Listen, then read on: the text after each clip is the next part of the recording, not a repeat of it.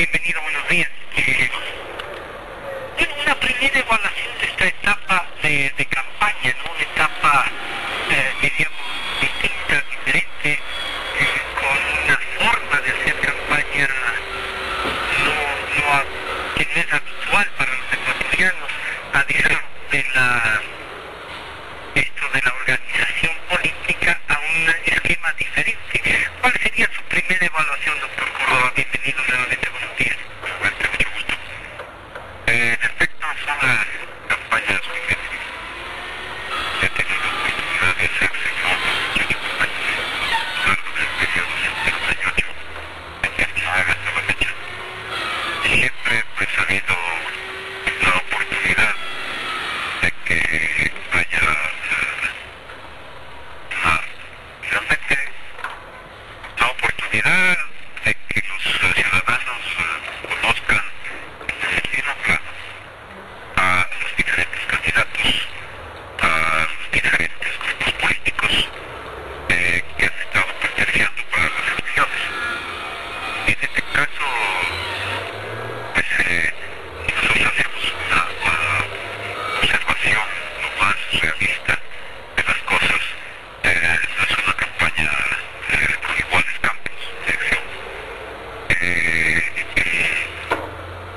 El gran campo electoral pues, está copado de unas grandes diferencias. Quizá esto es como consecuencia de un debilitamiento del sector político de esta campaña sistemática de desprestigiar a la actividad política permanentemente. Para todas las cosas siempre se toman en cuenta los antecedentes. Cómo se han dado las cosas en los años anteriores. Cómo se ha dado todo el curso de el campo en el que estamos nosotros ahora estudiando. Pues las cosas desde el año 2007 para acá han cambiado drásticamente. Con el mismo hecho de que tiene una nueva constitución, el fortalecimiento tan grande de un grupo político que ha ocupado todas las instancias del Estado. El direccionamiento que ha habido hacia justamente una tendencia casi dada el aniquilamiento de los partidos políticos. También un asunto que es la falta de respuesta de la población hacia las cosas como se venían dando, porque ha faltado de parte de la población como una reacción hacia lo que aspiraría y lo que quiere y lo que debe ser el país, por diferentes razones. Cuando nosotros le preguntamos a la población, bueno, usted había tomado una decisión de por quién votar para presidente de la República, nos hemos encontrado, claro, que ha ido bajando esa indecisión. Ahora está entre el 35 y 39%, que todavía es alto. Es la parte, es la tercera parte de la población que diga que está indecisa. Y cuando decimos, ¿y por qué? Tiene puesto como que, porque a mí la política no me interesa. Pero otros se abusan un poco más. La política, como está dada actualmente, es menos interesante de lo que es inicial. Tengo otros problemas con los cuales me tengo que preocupar. ¿Y cuáles son esos otros problemas? Bueno, el problema que tiene la gente cuando sale de esta casa y no sabe si va a regresar. El problema de la inseguridad, el problema de la delincuencia, el problema de la falta de empleo, el problema de que otra cosa es pensar realmente lo que suele suceder al ciudadano con su presupuesto familiar, de que no tenga lo suficiente para poder enfrentar el día a día. Luego, también estos problemas más reales y también están fuera de ello, otro aspecto interesante. Es porque yo me siento muy mal en un país donde no se combate la corrupción como se debe combatir, ¿no? Me siento muy mal cuando viene este tipo de situaciones en las que prácticamente no tengo la libertad de poder hablar con quien hablar.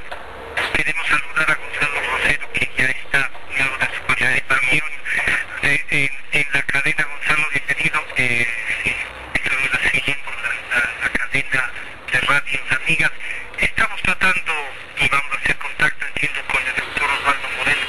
Estamos en la línea telefónica para tratar el tema. Analizábamos, como usted debe habernos escuchado ya, el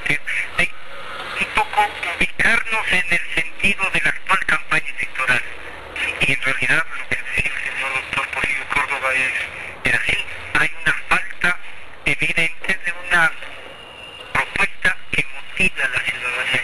Es lo que yo le dije también a Lucio Gutiérrez en la cadena, no inculpándolo exclusivamente al candidato de Sociedad Patriótica, sino a la generalidad de los señores candidatos. De lo que no se han preocupado, lo que menos se han preocupado, es de traer a colación los episodios de indelicadezas, de concesiones a dedo, de un montón de dinero, cualquier cantidad de millones de dólares, que a dedo han sido asociados a empresas con personajes subterráneos, cosas así de esa calaña, porque hay que adjetivizar adecuadamente. Y yo le dije, yo pensé que ustedes estaban preparados, no todos, para desde allí más o menos ubicar con transparencia lo malo de este gobierno, que no ha sabido controlar un macro proceso de corrupción administrativa y económica terrible para las finanzas públicas. El pueblo ecuatoriano se da cuenta. En cada familia hay su propia leyenda, su propio inventario, sus propios vecinos, sus propios familiares que van y comentan lo bueno que es este gobierno, cómo cambió su situación económica. Y entonces esperaban un discurso que no de ataque a mansalva, pero sí de denuncia. La denuncia en democracia es importantísima y el rendimiento de cuentas igualmente en democracia es una sagrada ley, una norma suprema, digamos. Si no, no existiría este modelo político. En fin, no han estado a la altura de las circunstancias los señores candidatos. Y por eso es que es fácil decir a una persona más o menos entendida o letrada en términos políticos, decir, los candidatos son de quinta. Pero que la variación, lo que nos decía el señor doctor Córdoba, la variación que hay en la forma de hacer campaña y en los tipos, en la organización política, y esa campaña permanente de casi hacer de la actividad política una actividad delincuencial que separa a la ciudadanía de esta actividad. Esto también ha pesado. Más que en los candidatos, tengo la impresión de que no se han preparado para esta nueva forma de, el doctor Córdoba nos recordaba también, del cambio de constitución, de estas reglas de juego hechas para este nuevo sistema. Así es, doctor Rocha, qué placer tenerte acá, Polirio. Y yo quiero saludar a Antonio Tramontana en la ciudad de Guayaquil para ya irles incluyendo en el programa y preguntarle si en su cobertura, en su empleo profesional e independiente, él ha sido notado en los últimos días recambio de movilidad del voto, un fenómeno que más o menos nos diga que las cosas están cambiando. Hoy reconoció en la red de que estaría muy corta distancia de el que podría ser el segundo y corta distancia era el otro, pero él dijo que estaba a corta distancia del primero ahora que era el presidente Correa, pero ese es parte de la campaña. Entonces quiero a Antonio Tramontana, con la seriedad que nos ha exhibido durante toda esta temporalidad, decirle que hay inconsistencias en el padrón electoral según la revista Vanguardia. Hay en la provincia del Guaya, en todas las provincias del país, más bien dicho, hay informaciones sobre lo que ocurrió en el 2010, en el 2011 y el padrón actual que es del 2013. Y el padrón actual del 2013, que aquí en el gráfico está con un color rojo, arriba, por ejemplo, en la provincia de Pichincha, 2.074.700 electores. Y en el año, para ir comparando, en el año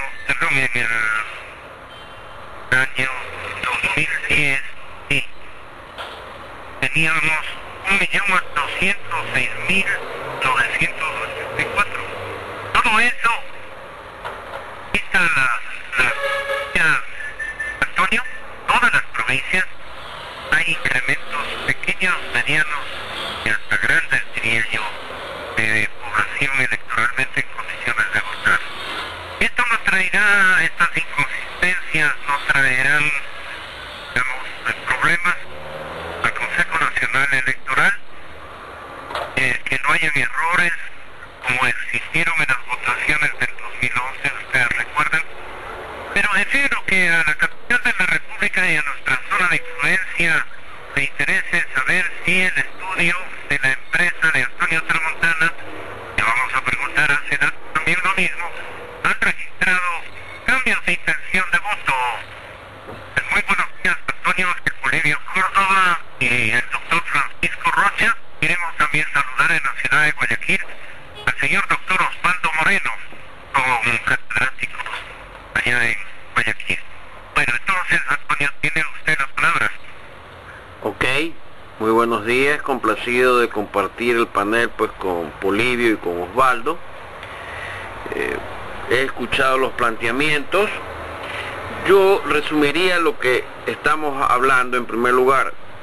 Todo lo que se puede hacer carga a montón a la campaña, yo señalaría que los culpables no son los candidatos, hablando de los 7 candidatos de oposición, más bien es los equipos asesores que en un momento determinado tienen que hacer que la hoja de ruta de la campaña cumpla su cometido. Eso en primer lugar. Ahora, las cifras y las variaciones de cifras van a oscilar en función de cuál es la información que se tiene y cuál es el análisis que se tiene.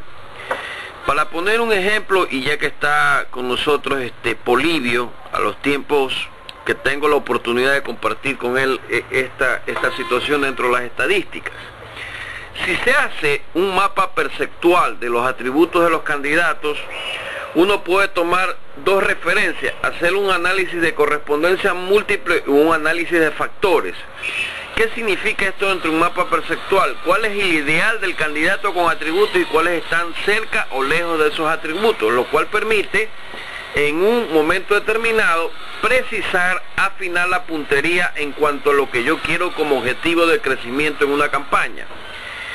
Si hablamos de punto de quiebre de la campaña debió haber cambiado de rumbo como punto de quiebre desde el 21 de este mes. ¿Eso qué significa? Que a partir de este momento se abren los codos, se extienden los puños para el otro candidato o detenerlo o yo subir por encima de las tendencias que están a los actuales momentos.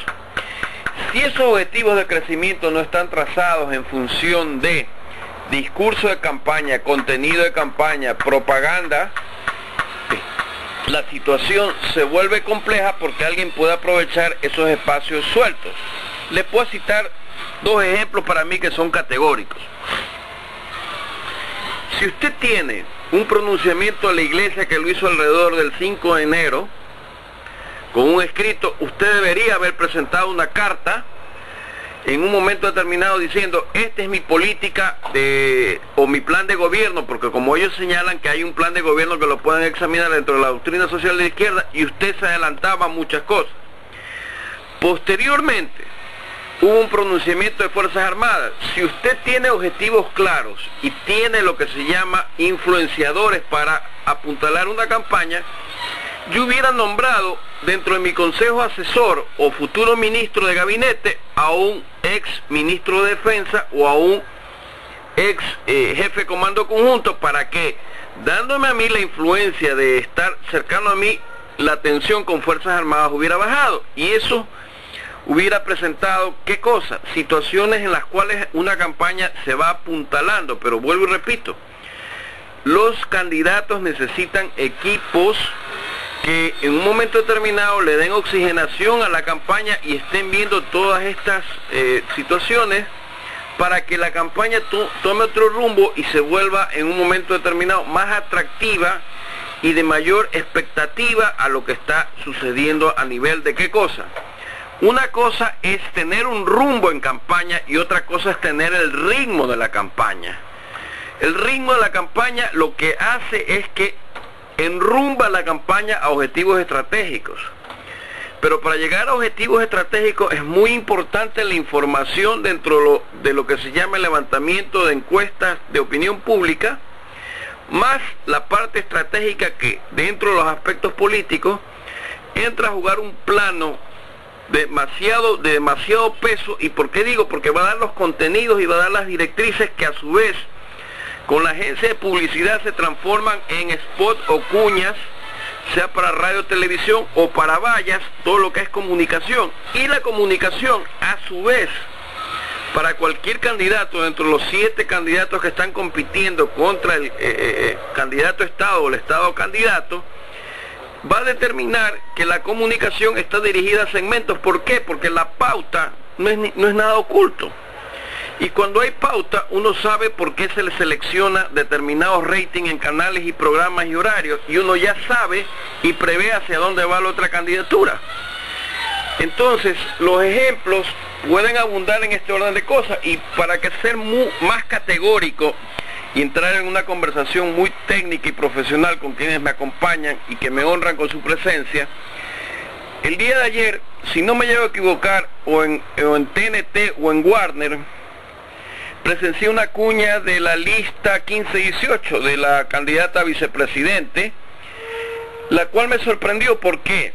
Porque manejó un discurso racional, emocional, con aquella política de decir, vengo de un sector pobre y tengo esta realidad, he vivido esta realidad, por tanto propongo lo que ella ha llamado el hambre cero.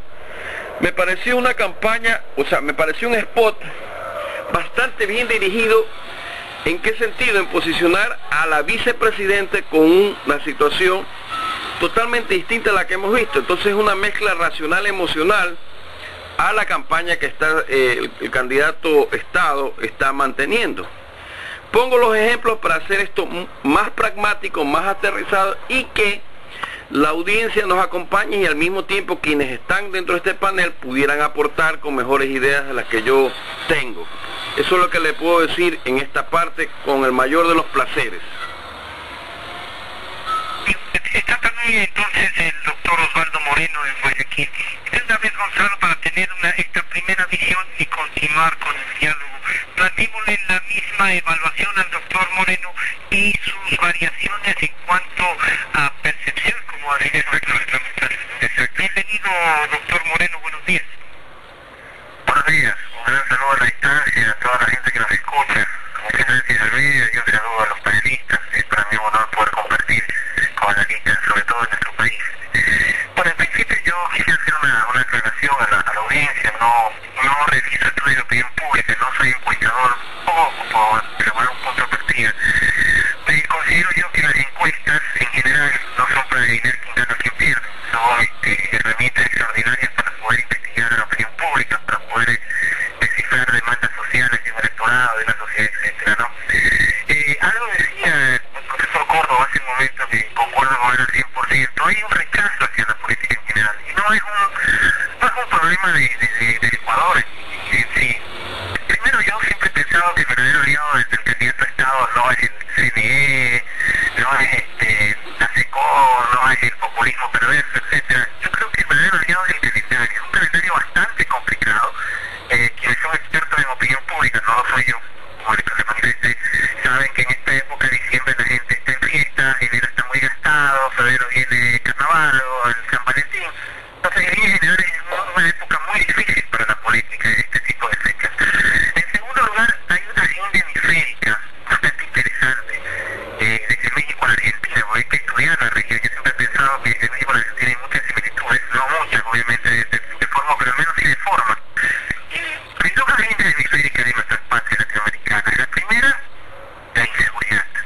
Si en México es el narcotráfico, en Venezuela es la delincuencia. Si en Venezuela es la delincuencia, en Ecuador es el sicariato. Si en Ecuador es el sicariato, en Centroamérica las pandillas. Con excepción de Costa Rica, Chile y Uruguay, la inseguridad es la agenda hemisférica fundamental, o por lo menos la que más los ciudadanos hablan o les preocupa la angustia. Y la segunda, que pienso yo que es tan peligrosa como la inseguridad, es el rechazo a la política. Y esta, lamentablemente, en todo el hemisferio tiene excepciones. Política robo, política sinvergüenza, vergüenza, política de ineptitud, especialmente en la gente joven. Hay un rechazo per se hacia la política agresivo, a diferencia de un elector de los 80 y muchos de los panelistas que vienen estudiando los procesos electorales y los comportamientos de la opinión pública tanto tiempo, a diferencia de hace 20 años o 10 años atrás, siguiendo estar viendo un rechazo hacia la política muy violento de parte de los electores. Eso es lo que está pasando en la región. Ahora, aterrizándonos un poco a nuestro país, yo por lo menos tengo la leve impresión de que hay un problema un poco de mensaje, más que de spots, más que de caravanas, más que de encuestas, porque tenemos que fabricar verdaderos recursos para ganar la elección. No son encuestas, no hay que construir candidatos ganadores de encuestas, sino candidatos ganadores de elecciones. No es un tema de caravanas, no es un tema de spots. Realmente, con el paréntesis, concuerdo con el profesor Montana, la línea de spots de Alberto Acosta, me pareció más que interesante, demasiado innovadora, ¿no? Que el 3D se pide hacer este tipo de spots, ¿no? También el spot de Norman Rey me pareció interesante, me parece un nuevo spot para ganar un festival de corto en Europa, que para una elección. Pero en todo caso, el verdadero recurso de una campaña electoral de un candidato es el mensaje. Y lamentablemente, por lo menos hasta este momento, hasta un poco de elección, también concuerdo con Alberto Montana que el 21 era una fecha clave, porque ya prácticamente era la recta final donde estaba el segundo aire de todas las candidaturas. Es un mensaje no aterrizado en demandas ciudadanas, es colateralmente quizás, pero el verdadero fondo, trasfondo es la palabra libertad. Y lamentablemente yo estoy seguro que si cualquiera de los expertos en la opinión pública, en cualquier estudio de opinión, pone la palabra libertad entre las demandas ciudadanas como educación, vialidad, seguridad, etcétera, yo le aseguro que libertad queda 9 de 9. Entonces, en ese contexto, lamentablemente, el mensaje de la oposición está centrado, pues mire, por ejemplo, el candidato bien más, ya está hablando de fraude, miedo, libertad, autoritarismo, dictadura. Entonces, lamentablemente, no hay un mensaje centrado en demandas ciudadanas, porque lamentablemente está construido en base de recursos personales.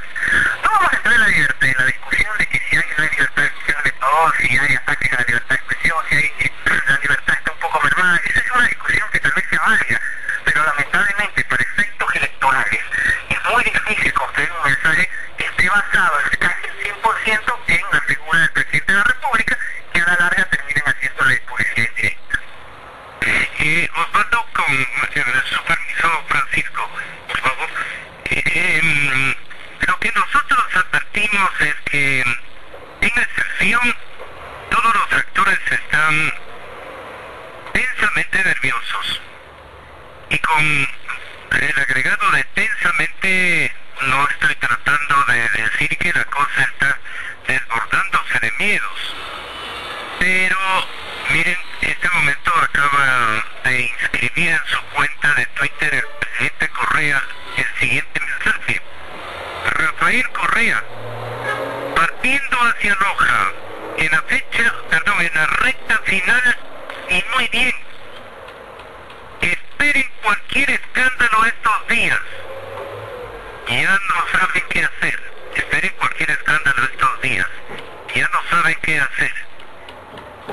En todo caso, feliz semana, nos dice el presidente en su cuenta de Twitter. Y esto hace ver qué cosas hace el Bolivia.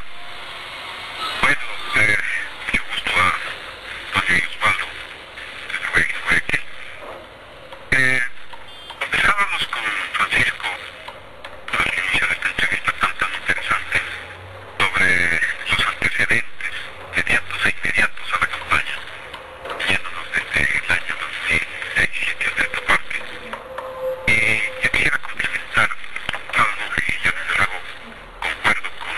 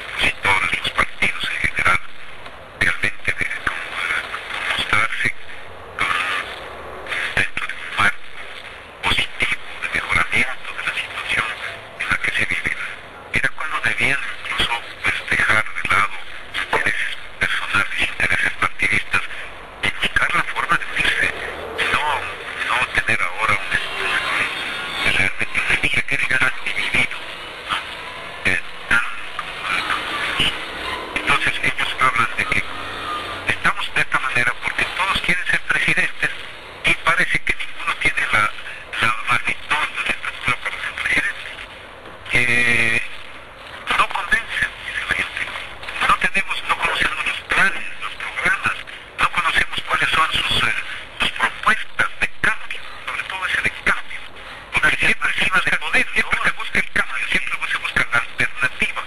Entonces, ¿cuál es la alternativa que nos ofrece? Peor todavía cuando se trata no solamente de la candidatura presidencial, y ahora para tocar brevemente lo que se refiere a la asamblea, es un panorama realmente confuso, es un panorama tenaz, como dicen los jóvenes sobre todo, con un desconocimiento total. Mire, no podemos nosotros entregar información de paso, nosotros entregamos información muy continuamente a nuestros suscriptores que han unido y lo agradecemos mucho. ¿Qué pasa? Que casi 3/4 partes de los electores no han tomado una decisión. Eso tema de la asamblea. 83% desconocen quiénes son los candidatos. ¿Quiénes son los candidatos? ¿Por quién? Cuando le preguntamos por quién va a votar, ¿quiénes son? ¿Cuáles son ellos? Luego, hay un desconocimiento de por qué votar, cómo votar.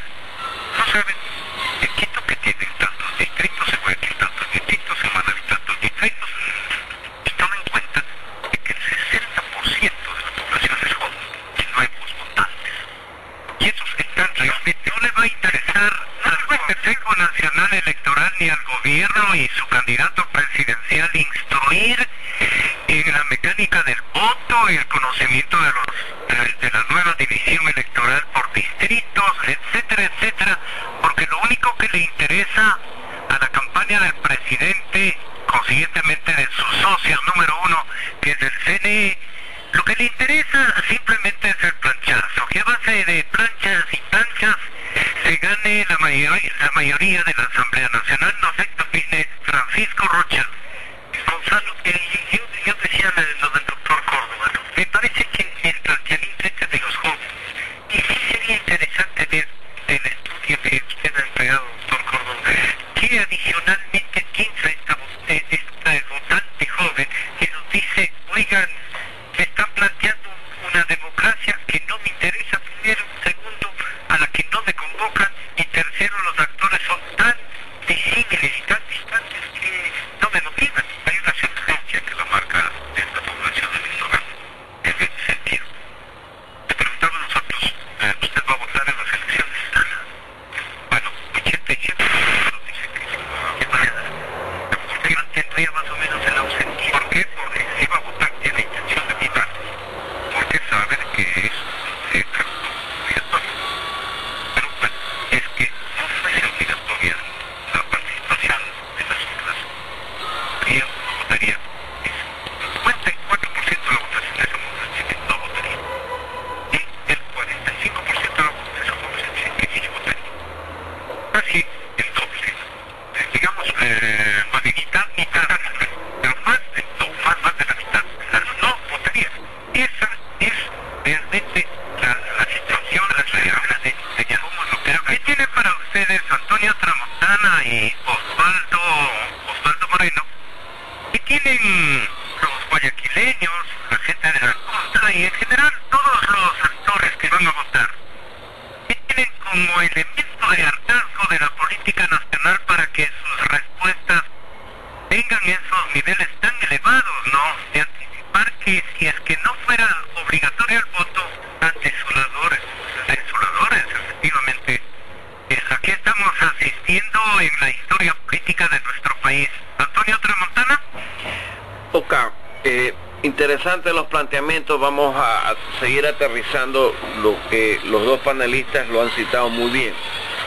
El problema de todo esto radica en que la comunicación o el mensaje dentro de un equipo asesor debe definir si un candidato representa el cambio o representa el futuro, que son dos líneas dentro de las cuales se genera una expectativa, y mediante eso se aplica lo que se llama en el escenario político una metodología.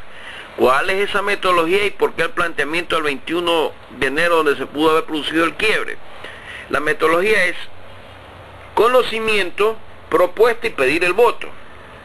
En este momento, bajo las circunstancias y teniendo un timing que es complicado para el 17 de febrero, en la cual del 11 al 14 estamos en carnaval y en el Día del Amor, y donde muchos consideran que en esos días es donde yo debo meter toda la carne al asador y coger todos los espacios posibles, y es cuando la población ya está saturada de mensajes y nadie los ve. Por consiguiente, si tuviéramos que planificar los que estamos aquí, que de alguna manera hemos vivido campañas electorales, el timing terminaría el 10.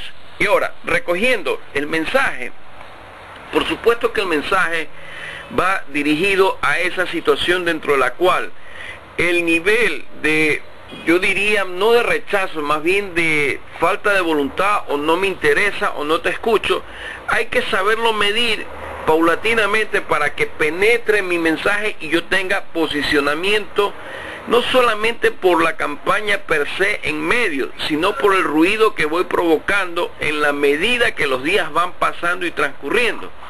Hay errores que se siguen cometiendo, que son errores que yo considero vale la pena citarlos. O sea, hay candidatos que consideran que ir a un partido de fútbol como de un equipo popular le va a traer votos. No. En política hay que saber que los temas deportivos y determinados temas no son para aumentar o incrementar popularidad y que me conozcan. Entonces hay sumatoria de errores, y vuelvo y repito, el equipo asesor, el equipo de consultoría es el equipo que le determina al candidato lo que se debe hacer. Es decir, interesante. Espérate, Antonio. Francisco Rocha, yo decía una cosa que me parece que, rescatando lo que dice aquí nuestro Gonzalo, esta es comenzó con las firmas. Los partidos hasta casi el día antes de inscribir su candidato, alguno no estaba todavía registrado como partido político. Se ha llevado una agenda temática y dirigida. Y esa agenda se la está cumpliendo. Pero presión, ¿no? Pero sí, no solo presión, sino que uno dice hasta dónde puede avanzar la agenda. Es interesante. Y todo resulta que, como nos recuerda, están los días de carnaval, el día del amor y la amistad y todo esto. La gente, de acuerdo a los datos que nos da Posible Córdoba, la gente no está interesada en esto. ¿Cómo hacemos? Yo sí creo que esto es un reto para los asesores de las campañas.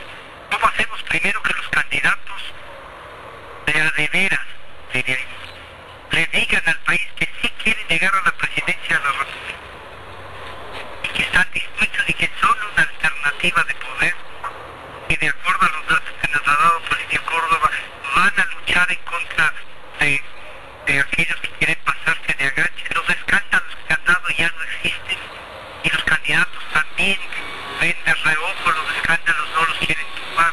¿Qué aconsejaría Osvaldo Moreno? Bueno, al principio, más que dar un consejo, ¿no? Creo yo que en ocasiones hay que un poco doblar la oferta, ¿no? Porque me da la impresión de que la oposición no ha tomado una bandera rentable políticamente hablando, no ha capitalizado estas debilidades, pero más que Rafael Correa, porque finalmente a veces las sociedades, y estoy seguro que en la mayoría de estudios cualitativos, porque esto no es una sola cuestión de encuestos, una encuesta ya suspensa como un grupo focal, por ejemplo, para realizar un cuestionario en ocasiones, por lo menos lo que yo he presenciado, lo que he escuchado, hay algo así como una relación entre la sociedad con el presidente bien especial, ¿no? Como que están contentos con el presidente como gestor y están un poco enojados o discrepan con su carácter, ¿no? Y a veces es un poco el cuento del rey bueno que estaba realmente mal. Finalmente este tipo de escándalos vergonzosos para la nación, sin duda alguna, de Delgado, de Comechequi y compañía, finalmente él no los realiza. No, usted no dice, o los medios no dicen, por ejemplo, Rafael Correa tiene título falso, finalmente como uno de sus colaboradores. ¿Y esto por qué sucede? Porque lamentablemente, y en esto sí lo digo con mucha tristeza, el CNE, en general nuestras instituciones son el reflejo de la clase política ecuatoriana. Y finalmente, en un país como el nuestro, donde carecemos de institucionalidad en general, este es un tema del presidente Correa, ya arrastramos este gran problema desde la realidad institucional de hace décadas, donde no tenemos partidos políticos estructurados, institucionalizados. ¿Qué es el problema